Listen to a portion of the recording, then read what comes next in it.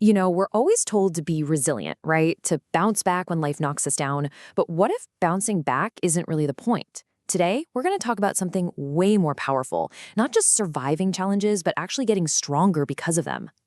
I mean, really think about that. The whole idea of resilience is just getting back to where you started. You take a hit, you get back up, and you're the same. In a world that's always throwing curveballs at us, is just getting back to normal the best we can aim for? Or is there something more? So let's talk about this idea of bouncing back. Look, resilience is obviously important. It's what keeps us in the game. But it's kind of like playing defense all the time. Your main goal is just to not get scored on, to hold your ground. It's about preserving what you have, not leveling up. Here's a good way to think about it. Imagine a rubber ball. You can squeeze it, you can drop it, you can put all kinds of pressure on it, and what happens? It bounces right back to its original shape. That's resilience. It's tough, it's durable, for sure, but the stress doesn't actually improve the ball. It just survives. And that, right there, is the key difference. Okay, so if resilience is just about surviving, what's the alternative?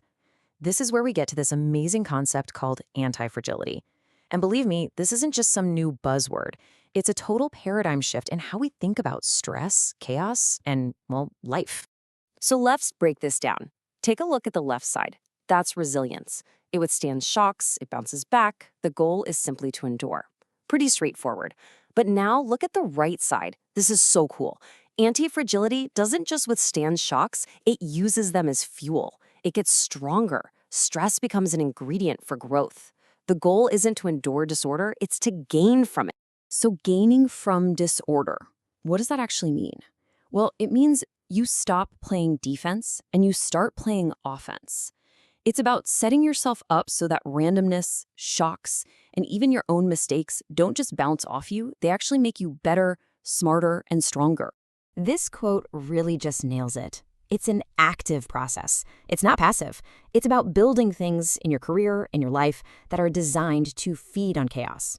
You know, like the Hydra from Greek mythology. You chop off one head and boom, two grow back in its place. That's a system that gets stronger from being attacked. So here's the formal definition. Antifragility is this quality that allows a system to literally get better when it gets shaken up. A perfect example is your own immune system. When you get exposed to a germ, it fights it off, sure, but then it creates antibodies. It becomes stronger and better prepared for the next time. It doesn't just go back to normal, it levels up. Okay, this is all fascinating stuff, but the big question is, how do we actually do it? How do we apply this to our own lives? Well, the great news is that antifragility isn't some magic power you're born with. It's actually a set of habits you can build. So let's get practical and break it down into 3 simple habits. All right, here are the 3 pillars. Number 1, embrace volatility. Number 2, learn from every single failure. And number 3, remove your fragilities.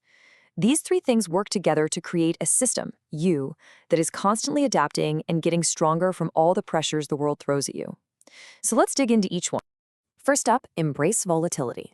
Look, our natural instinct is to want comfort, to avoid stress.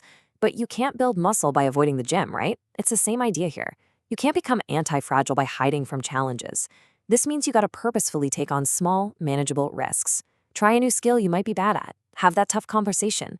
These are low-stakes ways to test your systems, learn, and build up your capacity for the bigger shocks later on. Second, and this one is a huge mindset shift, is how you deal with failure. An anti-fragile person sees a mistake not as something to be ashamed of, but as an incredibly valuable piece of data. You basically become a scientist in your own life. Every error tells you exactly what doesn't work, which gets you one step closer to what does. The goal is not to avoid failure. It's to feel small, fail often, and squeeze every drop of information out of it. And finally, you have to actively hunt down and remove your fragilities. This means you've got to take a hard look at your life and ask, where are my single points of failure? Are you completely dependent on one job for your income, on one big client, on one specific skill that might become obsolete? Being anti-fragile means creating options. It's about diversifying your skills, your income streams, your relationships, so that if one thing breaks, it doesn't take down the whole ship. So let's pull all this together. We've seen that the goal isn't just to bounce back when things get tough. The real objective is to become the kind of person who actually thrives on challenge and uncertainty. When you boil it all down, the shift is really this.